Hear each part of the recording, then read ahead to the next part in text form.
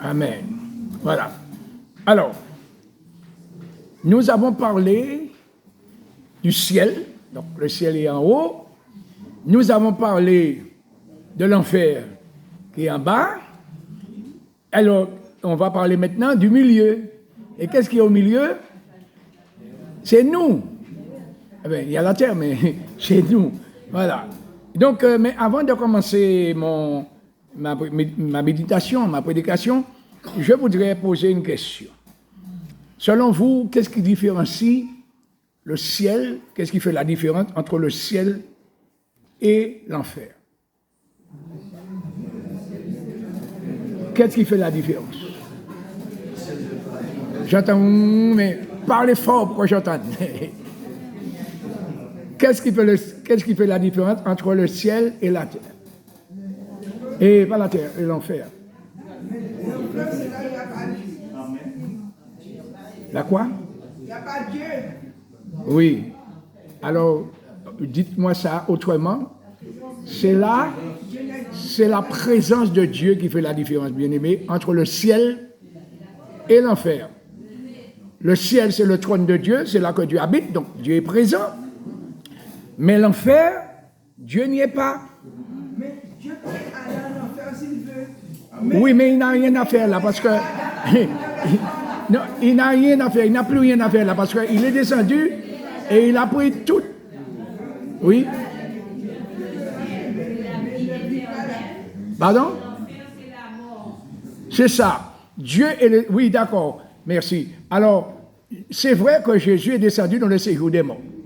Oui, mais il ne va pas là. Il est souverain, mais il n'a rien à faire, il n'a plus rien à faire là, parce que les âmes qui étaient captives dans le séjour des morts, quand Jésus est ressuscité, il n'est pas monté seulement avec la clé, il est remonté avec les âmes qui étaient les âmes prisonnières, mais prisonnières, les âmes croyantes, hein, des gens croyants qui étaient... Voilà, donc Jésus, il peut aller partout, mais l'enfer, nous l'avons dit, ceux qui seront en enfer seront tourmentés éternellement, mais loin de quoi? De la face de Dieu. Donc Dieu n'est pas là. Voilà, ça c'est important. Bon, alors, maintenant nous allons parler d'autre chose, donc nous allons parler de nous, dans tout ça. Alors, le ciel, c'est en haut, l'enfer, c'est en bas, mais au milieu, il y a nous. Et donc, le Seigneur veut que nous puissions lui faire confiance, parce qu'il nous a créés, à l'origine, c'est pour avoir un vis-à-vis, c'est-à-dire un correspondant ou quelqu'un qui est capable de recevoir, mais aussi de donner. Et Dieu est amour, et nous a créés en tant que des êtres capables d'aimer et d'être aimés, surtout, et d'aimer au retour. Voilà, c'est pourquoi que nous parlons d'adoration. Dieu aime qu'on l'aime. Il nous aime, mais il veut que nous l'aimions en retour, mais plus que toute autre chose. Avant toute autre chose. C'est ça l'adoration. Alors, je vous propose un verset pour commencer, et nous allons avoir ce verset, enfin, je vais vous le lire plutôt, en peut-être 2 ou 3 versions, mais c'est 1 Pierre 5, versets 6 et 7. Alors, c'est surtout le verset 6, mais je vais prendre le contexte quand même. Voilà. Oui, c'est bien ça. C'est le verset 6. Qui dit, humiliez-vous. Vous pouvez lire ça avec moi. Humiliez-vous donc. Alors, le donc est rattaché à ce qui est dit plus haut. Sous la puissante main de Dieu, afin qu'il vous élève, qu'il nous élève au temps convenable. Et déchargez-vous sur lui de tous vos soucis, car lui-même prend soin de vous. Alléluia. Je relis la même chose dans la version Parole vivante. Faites-vous petits sous la main puissante de Dieu pour qu'il vous honore quand le moment sera venu. Mettez tous vos soucis dans la main de Dieu parce qu'il prend soin de vous. Amen. Voilà. Il y a un autre verset que nous allons lire. Alléluia. Mais avant de lire l'autre verset, j'aimerais dire quelque chose. Il est dit, lui-même, il prendra soin de vous, ou bien il prendra soin de nous. Ça, c'est un privilège, bien-aimé. Quand nous avons, par exemple, il m'était arrivé d'aller voir le maire dans le passé, il m'avait envoyé voir quelqu'un d'autre pour s'occuper de mon dossier. Voilà. Et on peut aller voir le président si on a la possibilité, puis il peut déléguer un ministre ou un secrétaire. Mais là, Dieu dit lui-même se charge de notre dossier. On peut aller voir le président ou le maire et puis il nous dit, moi je m'occupe personnellement de votre dossier. Ce n'est pas un privilège. Et là, nous ne parlons pas de n'importe qui, nous parlons de Dieu lui-même. Alléluia. Et donc, il est fidèle pour nous, pour s'occuper de nous, de nos besoins. Alléluia. Et ça, c'est merveilleux. Alors, je cherche une autre référence. Attendez de retrouver, voilà. Romains 15, verset 4. Romains 15, 4. C'est Paul qui dit que tout ce qui a été écrit d'avance l'a été pour notre instruction, afin que par la patience et la consolation que donnent les Écritures, nous possédions l'espérance, c'est-à-dire que nous ayons une encre. L'espérance, c'est une encre pour notre âme. Je vais relire ce verset dans la version parole vivante. Oui, c'est ça, parole vivante. En effet, tous les livres saints écrits autrefois ont été écrits pour nous instruire. Ils doivent nous donner patience et courage pour que nous possédions l'espérance. C'est pas merveilleux tout ça? Et puis nous avons aussi notre référence que je trouve dans le psaume 62 et au verset 2, où David, qui est l'auteur de ce psaume, s'est exprimé en ce sens. Il a dit oui, vous pouvez le voir avec moi si vous l'avez. Oui, le lire avec moi plus précisément. Oui, c'est en Dieu que mon âme se confie. De lui vient mon salut. Oui, c'est lui qui est mon rocher et mon salut, ma haute retraite, et je ne chancellerai guère. Alléluia. Ma haute retraite. Oui, c'est en Dieu. Alors, je relis aussi, dans la version parole vivante, oui, c'est ça. Oui, auprès de Dieu seul, je connais le repos. Mon salut vient de lui.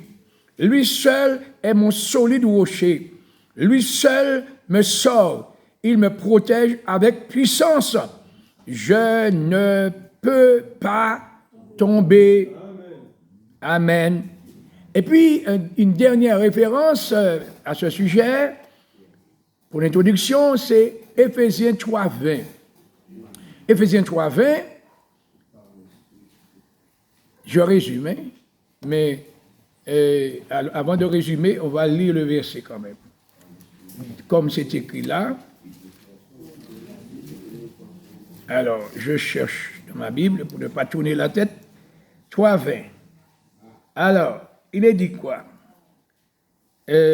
Or, à celui qui peut faire, écoutez ça bien, par la puissance qui agit en nous, infiniment au-delà de tout ce que nous demandons ou pensons. On va lire quand même le verset 21.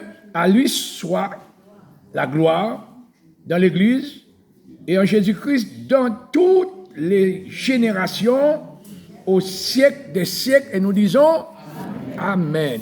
Alors, oui, je lis aussi, Dieu, dans la version parole vivante, Dieu agit en nous avec puissance. Et quand nous lui demandons quelque chose, il peut faire beaucoup plus. Oui, sa puissance dépasse tout ce qu'on peut imaginer. C'est pas merveilleux tout ça? Bien-aimés, Dieu est pour nous un refuge, un appui et un secours qui ne manque jamais dans la détresse. Ça, c'est un autre psaume qui le dit. Alors, tout ça nous montre que la nécessité de faire confiance à Dieu. Il est nécessaire que nous puissions apprendre à faire confiance à Dieu. Vous savez, oui, on dit, je crois en Dieu, j'ai confiance en Dieu, j'ai la foi, mais lorsque les difficultés nous tombent dessus, on est vite ébranlé.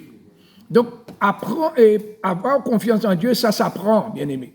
D'ailleurs, on apprend à vivre une vie nouvelle, une rééducation.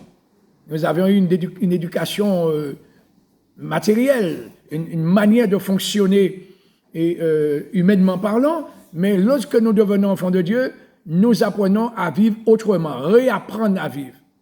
Donc la vie est une grande école en général, la vie tout court, mais la vie en Christ, lorsque nous devenons enfants de Dieu, nous entrons à l'école. C'est pourquoi que je parle souvent de ce mot mathétes, qui est traduit par disciple, apprenti, élève.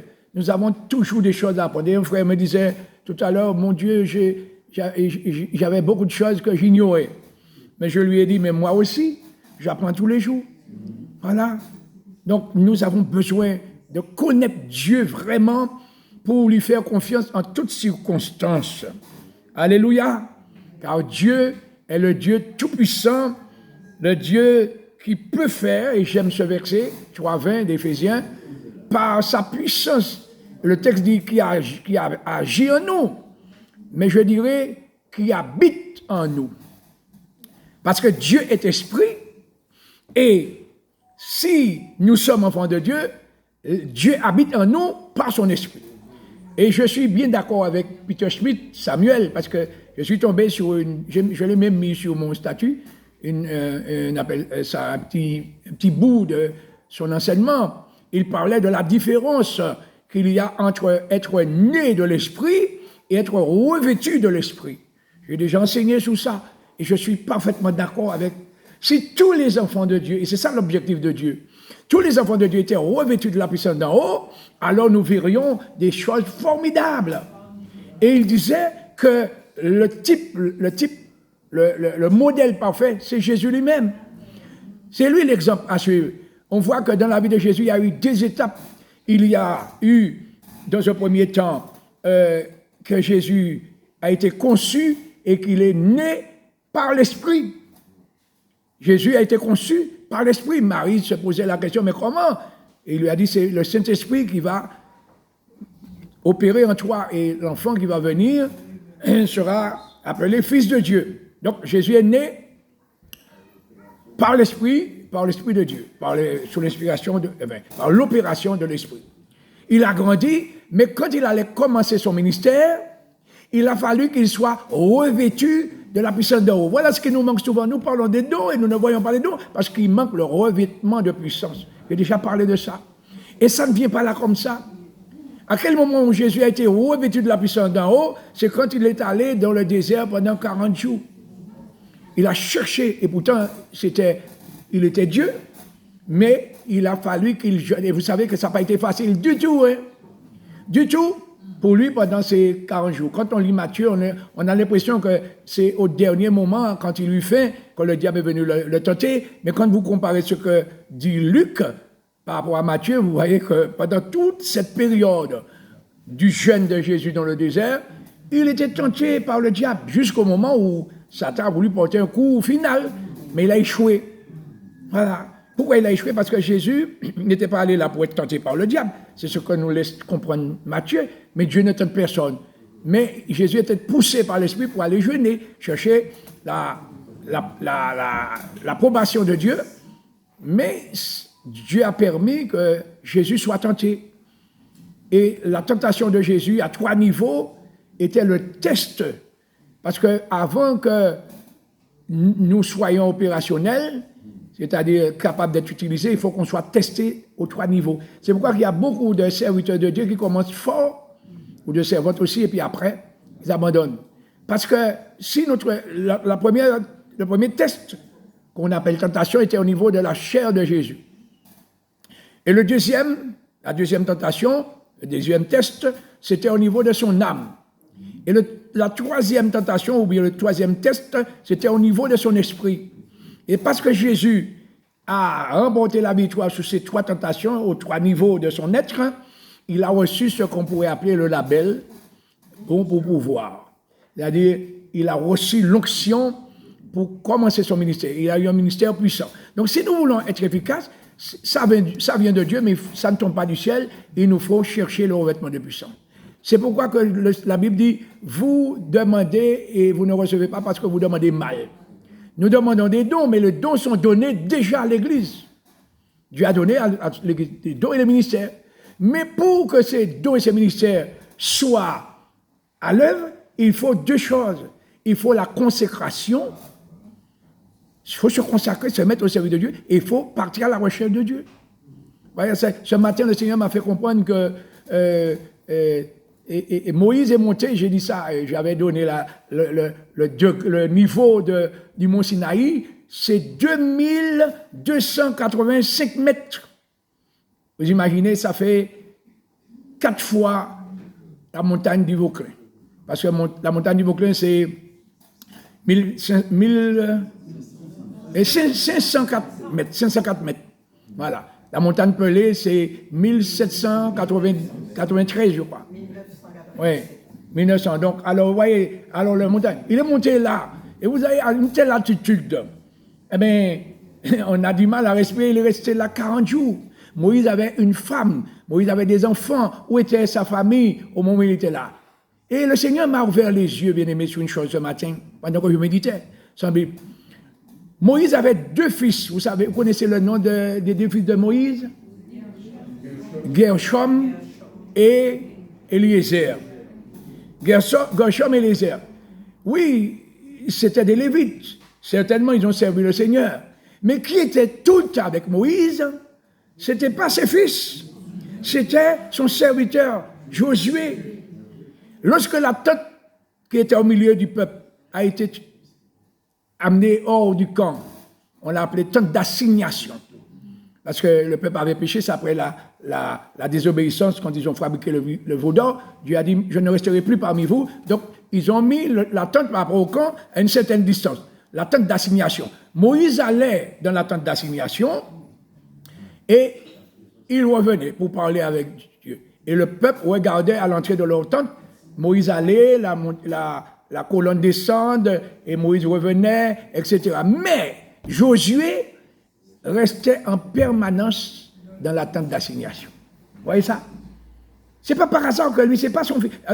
Vous voyez, le royaume de Dieu, ou encore le ministère, c'est pas de père en fils. Ça arrive, hein, je disais ça à mon frère René, il y a des serviteurs qui sont de famille de serviteurs de père en fils et petits-fils. Les Peter Schmidt, ou encore les Paul Olson, etc. Mais ce n'est pas toujours comme ça que ça se passe.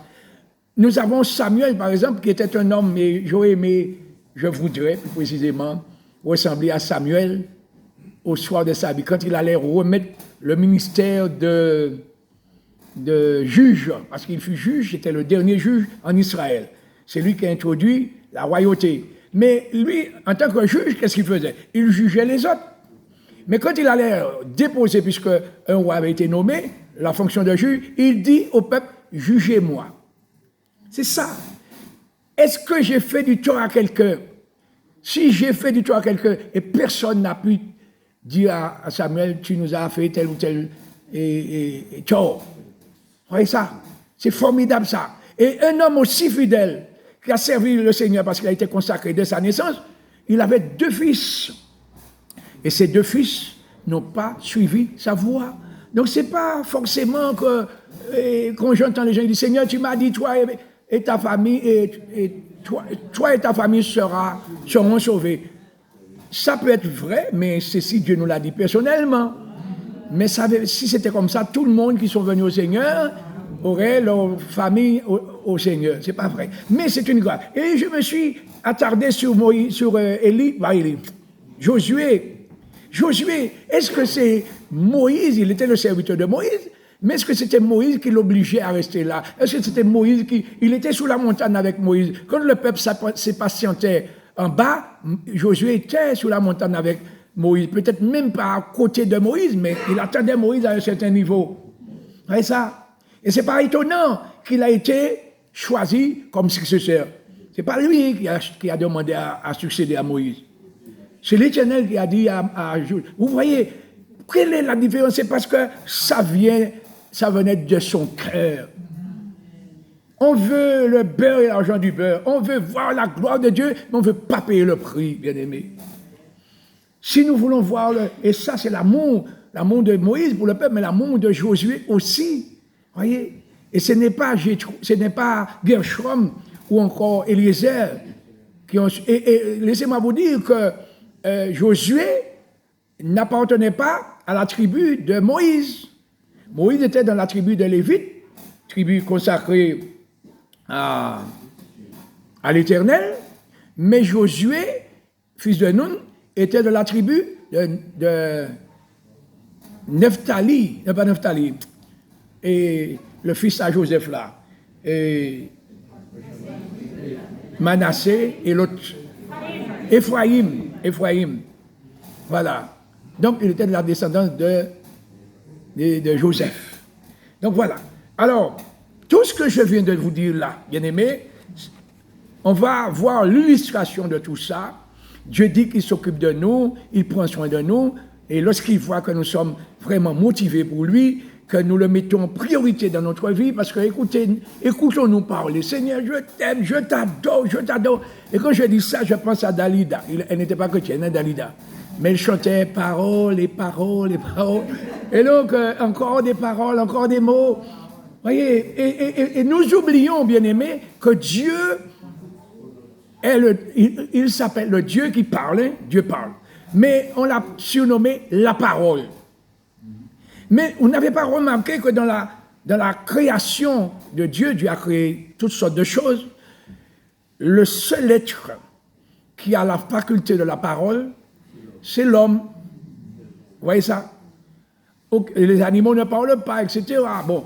Et pourquoi c'est l'homme? Donc l'homme est créé à l'image de Dieu, mais à quoi sert la parole pour l'homme? Alors on va dire n'importe quoi, mais Dieu veut que nous ayons et que nous circoncissions nos oreilles pour écouter Dieu, pour que, après que nous aurons entendu ce que Dieu nous dit, que notre langue soit exercée pour que nous sachions consoler, parler pour Dieu. Vous voyez, c'est pourquoi que la Bible dit qu'il y ait aspiré au don de la prophétie.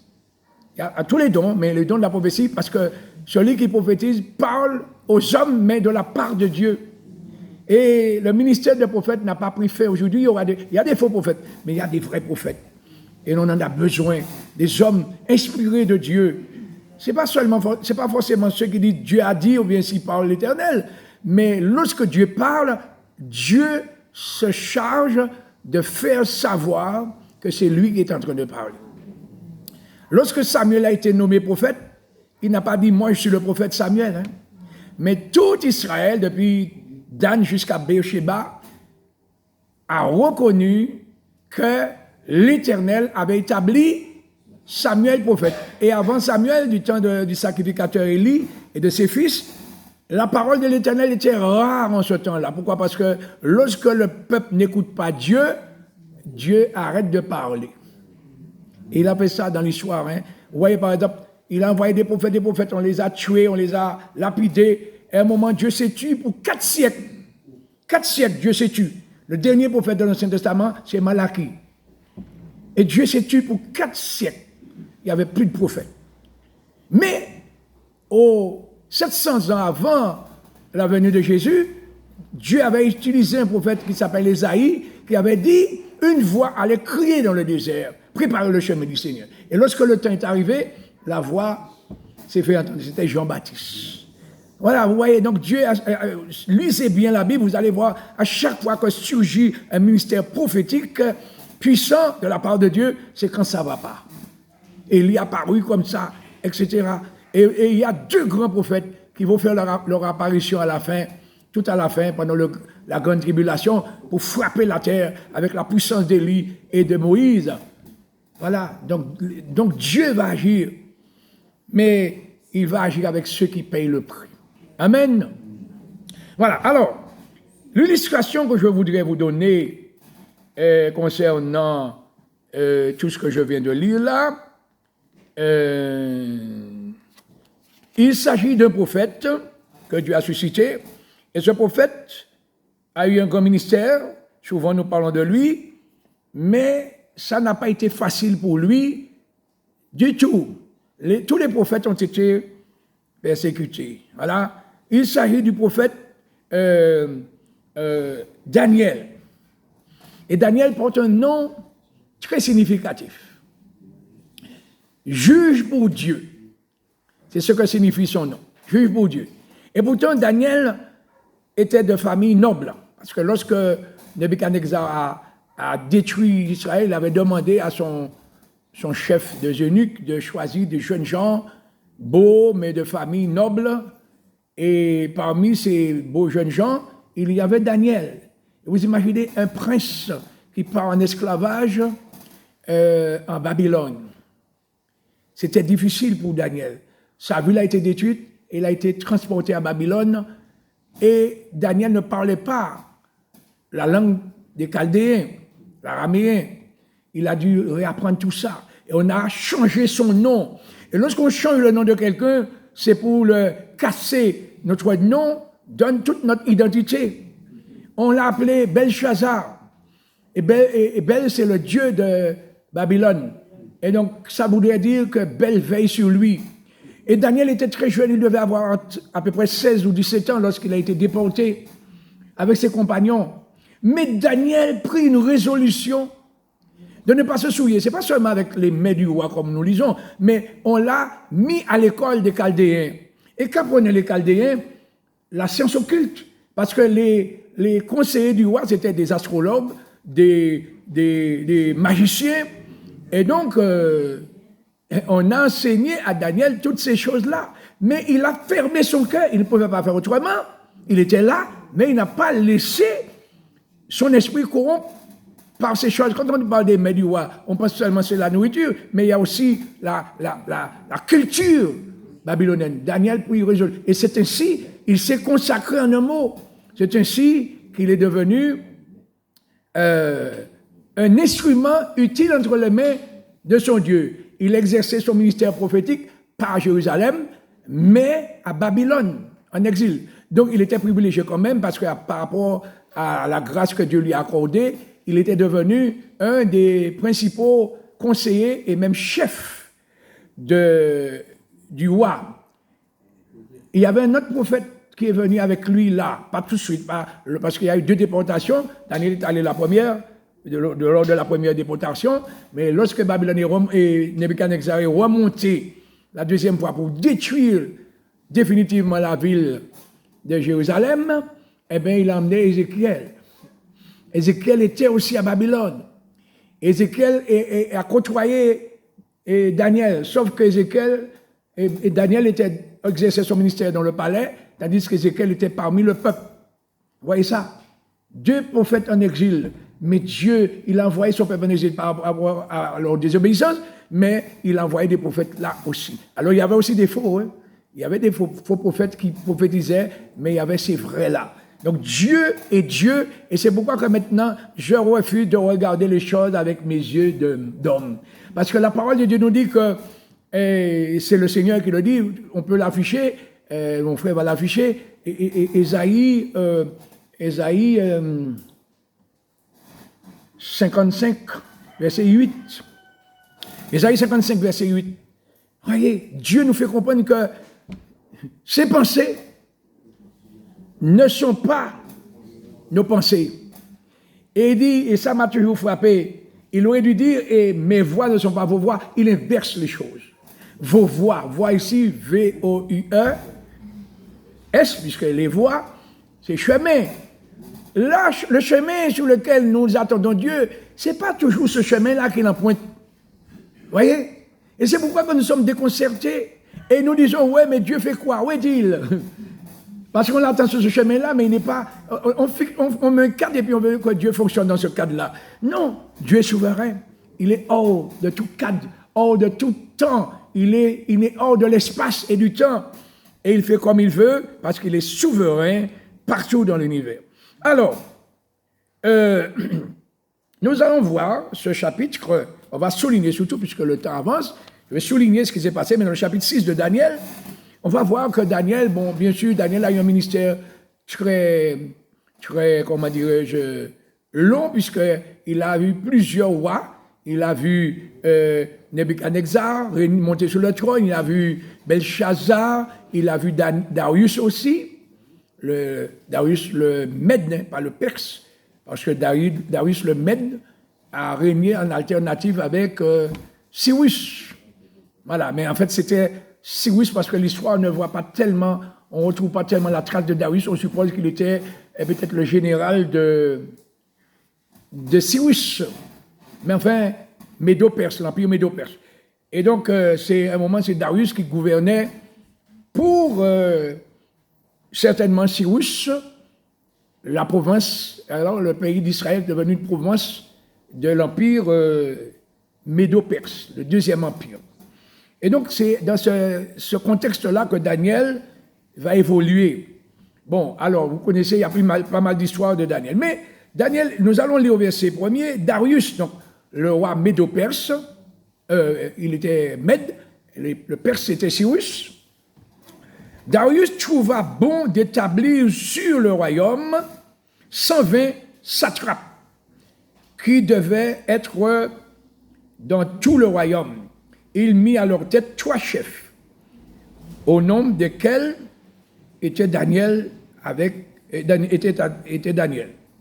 afin que ces satrapes leur rendissent compte et que le roi ne souffrit aucun dommage. Vous voyez, quand on a alors le royaume, donc ça c'était en Israël pour le royaume de Babylone, mais le royaume de Babylone, ça c'était dans la capitale, mais il y avait plusieurs pays conquis. Ouais, quand vous prenez une carte géographique, vous pouvez voir l'empire médo-perse, l'empire babylonien, l'empire grec et l'empire romain. Donc, où ils ont régné, sur les pays ils ont régné. Et donc, il y avait 120 satrapes. Qu'est-ce que ça veut dire, satrape? Satrape veut dire, c'était des personnages qui... Alors, je vais vous dire ce que j'ai noté là. Des personnages qui dirigeaient le royaume avec lui, c'est ce qu'on a vu, mais qui menaient, voilà, je trouve, voilà, les 120. Voilà, je cherche mes notes pour vous dire exactement ce que ça veut dire. Donc, il avait établi sur son royaume 120 satrapes, c'est-à-dire des responsables, d'accord? Le mot signifie personnage vivant dans le luxe, parce que c'était des chefs et exerçant une autorité despotique. Et l'autorité despotique veut dire une autorité absolue. Donc c'était des hommes très élevés, c'était des souas en fait, des souas, des gouverneurs si vous voulez.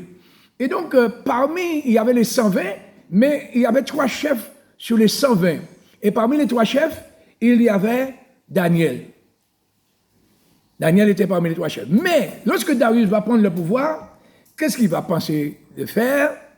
C'est de mettre Daniel au-dessus de ces 3 chefs. C'est-à-dire en premier. Et c'est ce que nous lisons au verset 3. Daniel, et pourquoi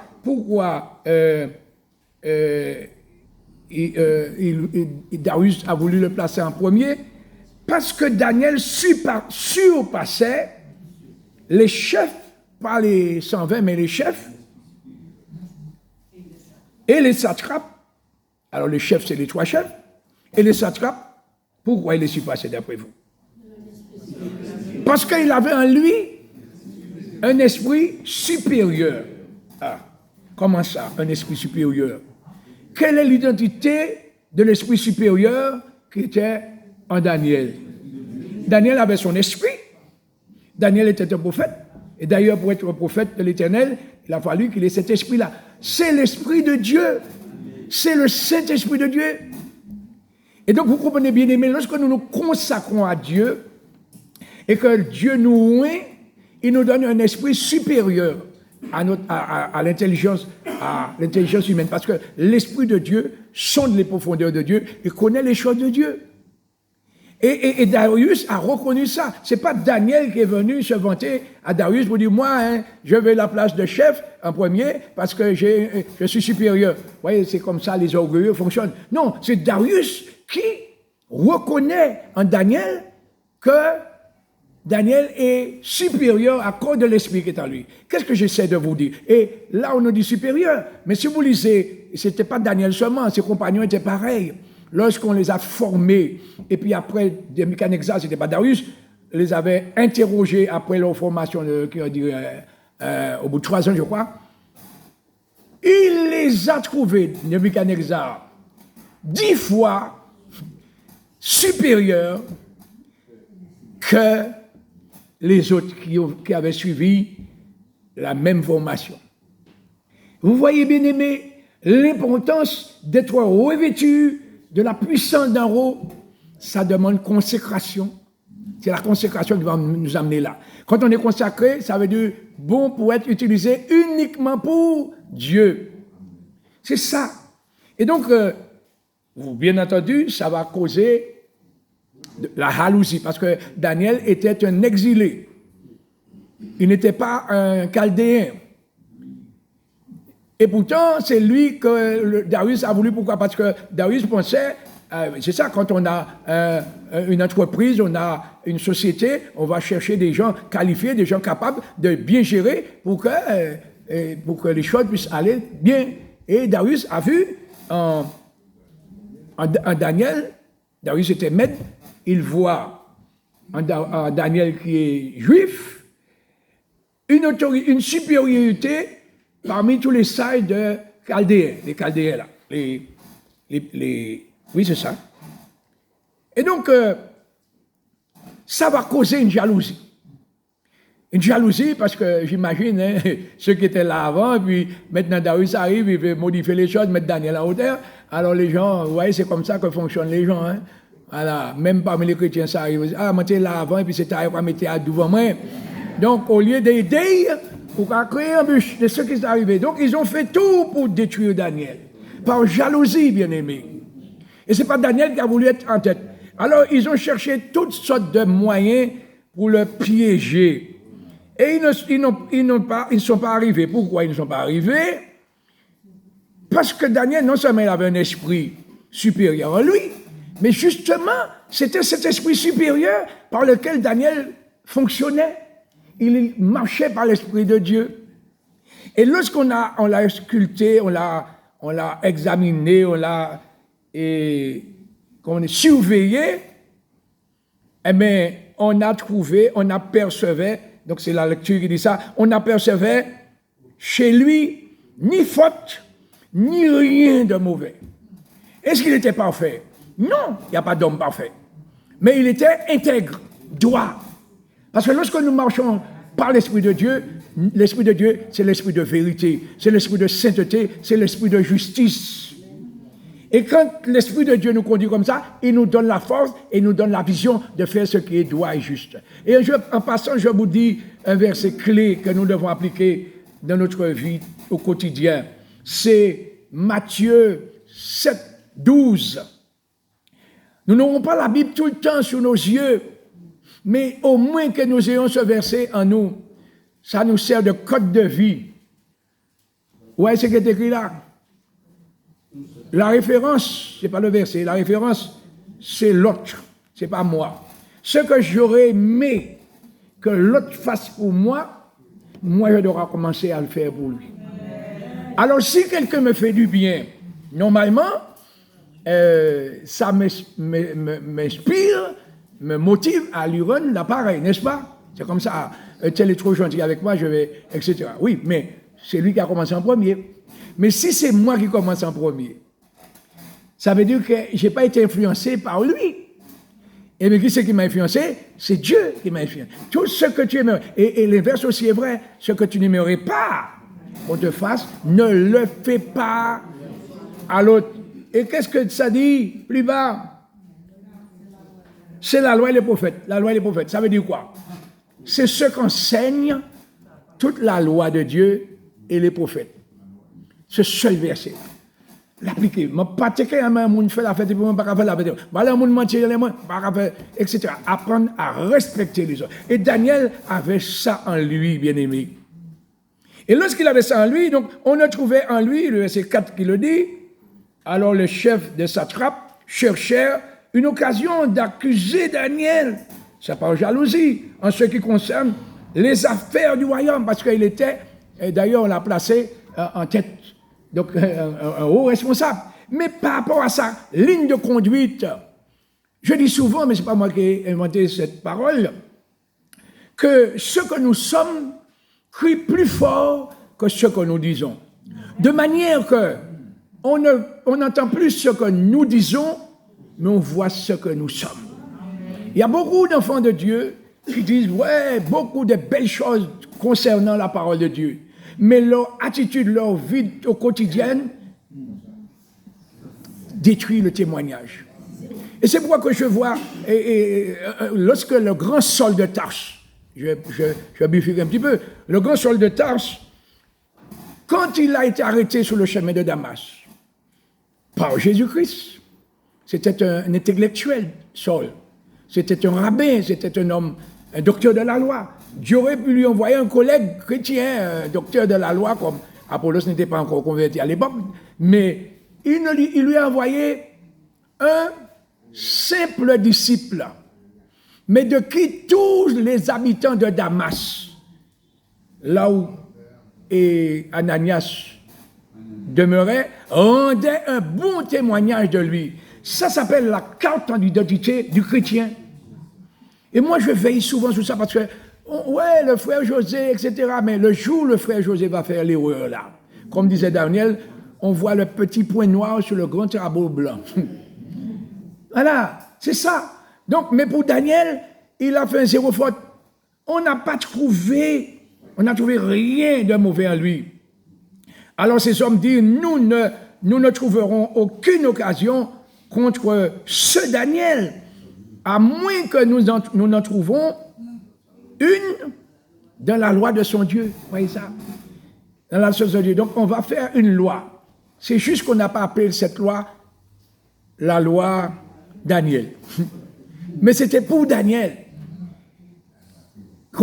Alors le Parlement s'est réuni et ils ont dit au roi, il faut voter une loi, puisque le roi devait signer, et pour promulguer la loi, que dans l'espace de 30 jours, que personne ne prie aucun Dieu excepté le roi. Prier, c'est demander quoi que ce soit à aucun autre Dieu que le roi. Donc le roi a trouvé ça normal, puisqu'on le met, on peut le prier, mais pas les autres dieux. Il a signé, mais c'était pour le piéger, parce que lui, il aimait Daniel, Darius. Il voulait l'établir. Donc, la jalousie a amené qu'il a signé le décret. Et puis finalement, Daniel va être, puisqu'on va le trouver en flagrant délit de prière. Mais avant que je vous dise le reste, bien aimé, vous comprenez l'importance de la prière. Ces gens-là ont vu que Daniel est infaillible dans sa gestion. Ils ont dit, si il est infaillible, nous n'allons pas trouver de faille, c'est parce qu'il a une intimité avec son Dieu. C'est parce que c'est un homme de prière, parce que Daniel priait 3 fois le jour. Daniel, donc, alors on a dit, si, dans l'espace de 1 mois seulement, 30 jours, nous arrivons à l'écarter de son Dieu, à l'empêcher de prier son Dieu, nous aurons une faille. Alors finalement, Daniel, quand il a su que le décret était en vigueur, l'habitude devient une seconde nature. Il a continué à faire ses affaires. Et ses ennemis le guettaient, l'observaient. Donc on l'a trouvé en flagrant délit de prière. Pourquoi flagrant délit de prière? Puisqu'il était interdit de prier. Mais Daniel n'avait pas peur, il laissait sa fenêtre ouverte en direction de Jérusalem, selon ce que le roi Salomon avait demandé à Dieu. Si un de tes enfants, bien ton peuple se trouve exilé bien loin, mais qui prie en direction de ce lieu, exauce. Daniel faisait cela. Et donc, finalement, ils ont jubilé. Et puis, Daniel s'est retrouvé dans la fosse aux lions. Si c'était vous ou moi, rappelez-vous le verset que j'ai donné là tout à l'heure, Ésaïe 55, 8. Mes pensées ne sont pas vos pensées. Nous prions 3 fois le jour. Nous sommes intègres, ni quel doigt, ni quel com. Et puis, malgré tout ça, il semble que ce sont les ennemis de Daniel qui ont triomphé de Daniel. C'est pas vrai? En apparence, c'est ça. Mais Seigneur, mais comment ça se fait que tu n'as pas vu ma consécration, ma fidélité? Comment se fait-il que mes ennemis triomphent de moi? Laissez-moi vous dire, si Daniel était un prophète, mais Dieu ne lui avait pas donné la révélation qu'il serait jeté dans la fosse aux lions, il savait ça parce que la loi le disait, mais qu'il allait ressortir de là vivant. Il n'avait pas cette révélation-là. Et si c'était vous ou moi, nous serions troublés tout de suite. Mais Seigneur, je ne comprends rien. Parce que nous pensons que Dieu nous doit quelque chose. Ou bien si Dieu agit avec nous, c'est parce que nous valons quelque chose. Oui, nous valons quelque chose aux yeux de Dieu par rapport à ce qu'il fait de nous, ce qu'il a fait de nous, mais par nous-mêmes, Dieu peut se passer de nous. Il n'a pas besoin de nous. C'est son amour qui fait que, et sinon, si ce n'était pas le cas, ce ne serait pas une grâce. Ce ne serait pas grâce, ce serait un dû. Non, Dieu nous fait grâce. Et donc, Daniel, vous voyez, il n'a pas prié pour dire, mon Dieu, qu'est-ce que tu me fais là? Pourquoi? Tu m'abandonnes. Jeté dans la fosse aux lions, ce n'est pas un seul lion qui était là, bien aimé. Donc ça veut dire quoi? Ça veut dire que, dans un premier temps, il semble que les ennemis de Daniel l'ont emporté sur lui et que toutes les prières qu'il faisait, il ne priait pas forcément pour sa protection, mais il priait, n'ont servi à rien. Et qui a permis ça? C'est Dieu. Dieu a laissé les ennemis de Daniel le conduire là où les ennemis de Dieu et de Daniel voulaient le conduire. Dans la fosse aux lions. Pour faire quoi? Pas pour faire une nuit là, de congé, non. Pour être dévoré par les lions. Et Dieu vous voyez bien souvent, on dit des miracles, on attend des miracles, mais le miracle aura lieu au moment où la chose devienne impossible. Vous entendez le mot miracle. Le miracle, c'est quelque chose qui sort de l'ordinaire. Ça fait partie de l'extraordinaire. Tant que nous pouvons faire quelque chose, Dieu, il va nous assister, mais il ne va pas prendre, le relais. Mais quand ça devient possible, c'est là qu'il intervient, pour faire éclater sa gloire. Et l'attitude de Daniel est pour quelque chose.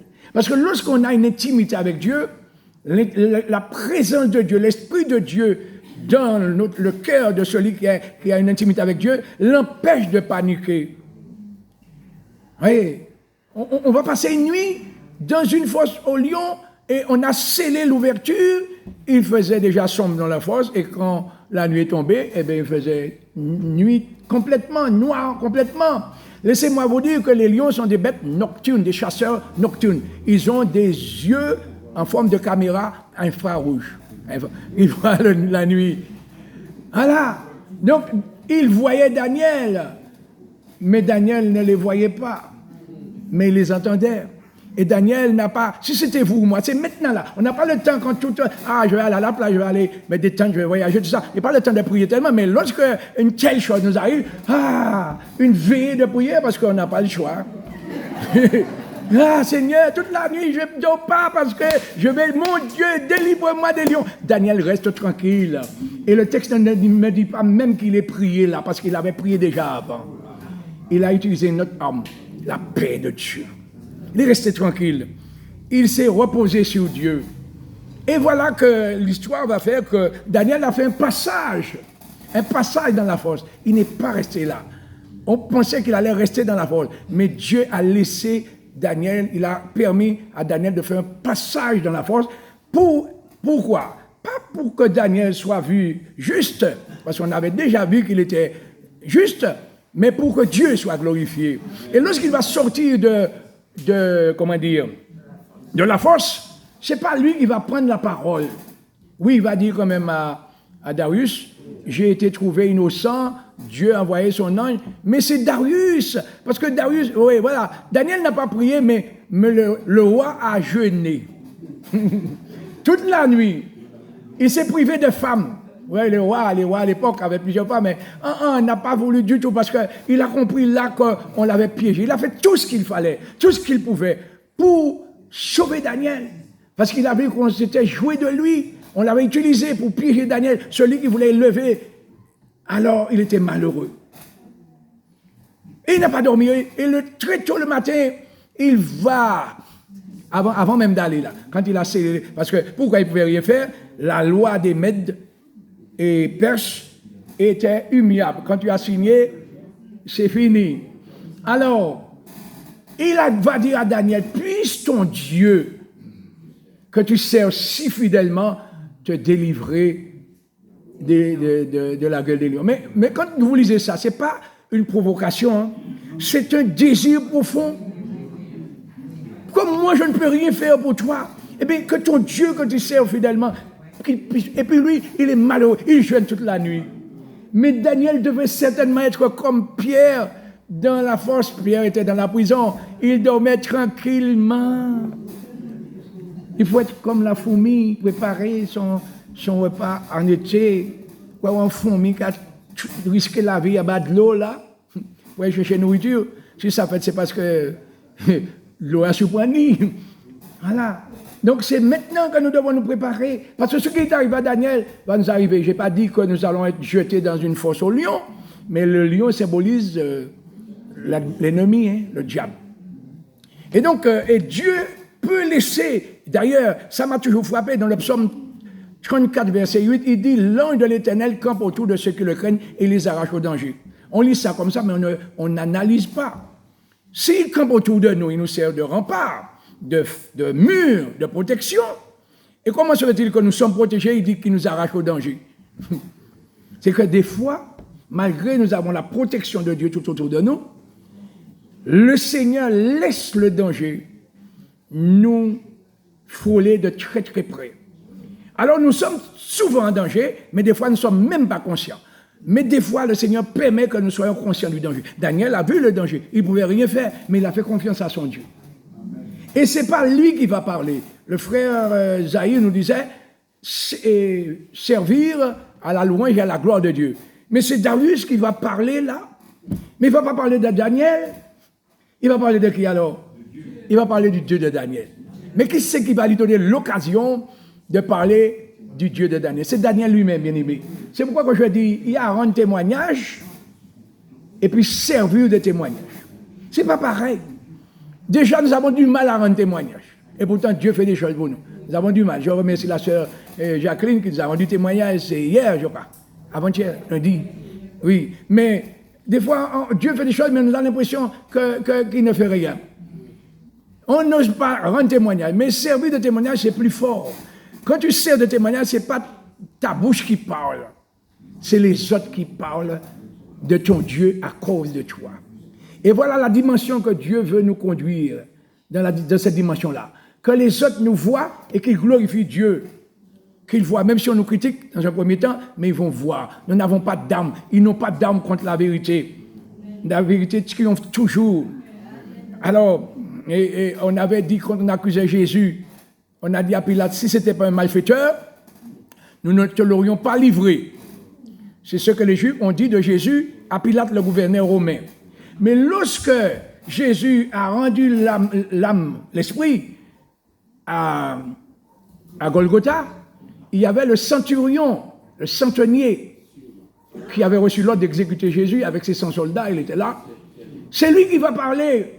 Jésus a dit des choses, il a entendu, mais il va dire certainement, cet homme était fils de Dieu. C'est ça, servir de témoignage. L'attitude, et même le larron là qui a été sauvé, in extremis, a pu être sauvé à cause de l'attitude de Jésus. Jésus était au milieu, il subissait le même châtiment, mais il n'avait pas la même attitude. Les autres injuriaient, tout ça. Jésus était tranquille, il s'occupait des autres alors qu'il souffrait. Et c'est là que sa conscience lui a parlé. Ça veut dire que cet homme-là, justement, le larron, il avait déjà entendu parler de Jésus. Il avait certainement déjà entendu Jésus parler. Il ne croyait pas, parce que sa vie ne lui permettait pas de suivre Jésus ni de croire en Jésus. Mais quand il a vu l'attitude de Jésus, il a cru. Pourquoi je dis ça? Il faut être détective biblique pour comprendre ça. C'est-à-dire qu'il n'aurait pas pu dire à Jésus, et Jésus va mourir avant lui, souviens-toi de moi quand tu viendras dans ton règne. Comment il a pu dire une telle chose? Il savait déjà, mais il ne croyait pas. Mais là, quand il a vu l'attitude de Jésus, il a dit, c'est vraiment lui, je ne vais pas laisser l'occasion de sauver mon ami Nestremi s'échapper. Et Jésus va lui dire, aujourd'hui tu seras avec moi dans le paradis. Vous voyez ça, bien aimé? Donc voilà le niveau que nous devons atteindre pour la gloire de Dieu. On ne va pas pouvoir atteindre ce niveau-là sans le revêtement de puissance. Nous avons besoin, le Seigneur m'a parlé, j'ai un message depuis fin décembre de l'année dernière, pour l'année 2026. Mais peut-être c'est Rivière Pilote, si Dieu ne me dévie pas, qu'il y aura la primauté, mais je reviendrai le temps que possible sur ce message. Mais je le prêche à moi-même depuis décembre 2006. Qu'est-ce que Dieu attend de nous en 2026? Pourquoi nous sommes là? Qu'est-ce que nous devons faire? Quelle doit être notre attitude? Alors ne soyez pas trop pressés, vous l'aurez. Et même si je ne le prêche pas dimanche ici, mais je vais l'enregistrer. Mais je reviendrai, si Dieu me prête vie, pour l'annoncer le plus que possible, ce message, pour que vraiment Dieu soit glorifié à travers nous. Que nous puissions pas seulement rendre témoignage, mais servir de témoignage. J'ai vu des gens rendre des puissants témoignages qui ont donné gloire à Dieu, et puis après, quelque temps après, ces mêmes personnes qui ont rendu des puissants témoignages pour la gloire de Dieu ont plongé. Mais lorsqu'on sert de témoignage, c'est notre dimension. C'est parce qu'on marche par l'Esprit de Dieu. C'est parce que le Saint-Esprit nous conduit. Et ça ne vient pas là comme ça, c'est l'entraînement 24/24, bien aimé. Paul disait, je traite durement mon corps. Je le tiens assujetti de peur d'être rejeté après avoir prêché aux autres. Donc, vous voyez combien il est important. Donc, je m'arrête là. Que le Seigneur nous fasse grâce. Nous allons prier, bien aimé, et nous allons passer un petit moment si vous voulez, au lieu de finir là comme ça et puis courir. Vous êtes pressés pour rentrer chez vous? Je ne vais pas vous retenir trop longtemps, mais nous avons le temps quand même. Prenons le temps. 3 jours, les disciples sont restés, pas les disciples, la foule est restée avec Jésus. 3 jours, oui. Et 3 nuits, ils n'avaient même pas amené de la nourriture pour eux. Mais tellement ce que Jésus disait était intéressant, ils ne voulaient même pas partir. Et nous sommes là 3 jours, mais nous sommes rentrés chez nous. Et 20 minutes, je vais vous libérer dans 20 minutes. D'accord? À peu près, c'est ça. Non, même pas. 25 minutes. Voilà. Nous allons prier, bien-aimés. Notre Dieu, notre Père. Combien je tiens à te remercier, à te rendre grâce. Premièrement, de ce que tu m'as donné la force de venir pendant ces 3 jours ici pour participer à ce temps de consécration, ce temps de séminaire, mais ce temps où nous nous sommes mis à part pour chercher ta face.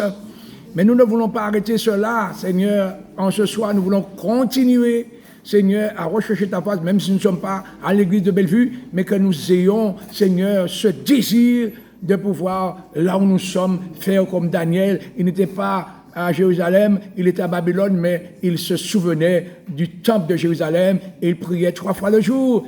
Et il s'est comporté de manière à ce que tu puisses le délivrer au jour de la détresse. Alléluia, notre assurance. Lorsque nous te faisons confiance, alors tu nous fais voir que tu es avec nous. Mais tu fais voir aussi à nos ennemis que tu es notre Dieu et que nous sommes tes enfants. Le vœu de mon cœur, ma prière à toi, Seigneur, pour chacun de nous, y compris moi-même, c'est que nous puissions vraiment remplir les conditions. Dans ces temps de la fin, tu as dit, Seigneur, que tu feras la différence entre celui qui te sert et celui qui ne te sert pas. Seigneur, aide-nous à avoir ce désir de te dire comme Ésaïe, quand il a entendu cette voix, ta voix en fait, qui disait, qui marchera pour nous il a dit, me voici. Seigneur, aide-nous. Je prie pour que chacun de nous, nous puissions, en cette année nouvelle, tu ne nous as pas laissé là pour avoir une année supplémentaire seulement. Mais Seigneur, tu nous as laissé là dans ce monde, c'est pour que nous puissions parfaire notre sanctification, c'est pour que nous puissions parfaire notre consécration, c'est pour que nous puissions dépendre davantage de toi et pas d'autre chose, et que nous puissions te donner la priorité dans toutes choses, Seigneur, afin que nous puissions servir, comme tu nous l'as dit dernièrement, à la louange et à la gloire de ton nom. Que ceux qui nous voient, même si nous ne leur disons rien, qu'ils puissent voir en nous l'image de Christ. Tu m'as fait comprendre que lorsque Moïse est resté dans ta présence 40 jours, lorsqu'il redescendait, il n'a pas vu ton visage, mais il reflétait ta gloire. Alors Seigneur, aide-nous Seigneur. Il a dû monter pour aller là, dans ta présence. Aide-nous à monter pas sur la montagne du Vauclé, mais la montagne de l'Éternel, c'est monter en esprit dans les lieux célestes. Seigneur, permets à mes bien-aimés d'avoir cette vision-là. Afin que, et qu'est-ce qui va nous pousser à avoir cette vision? C'est quand nous comprenons que c'est en toi seul que nous devons mettre notre espérance. Car c'est toi qui vas nous délivrer de toute situation. Alors, que ta gloire, Seigneur, se manifeste dans nos vies, mais aide ceux qui sont les hommes de bonne volonté, les hommes et les femmes de bonne volonté, Seigneur, à aller dans cette dimension-là, pour la gloire de ton nom, Père, au nom de Jésus. Amen.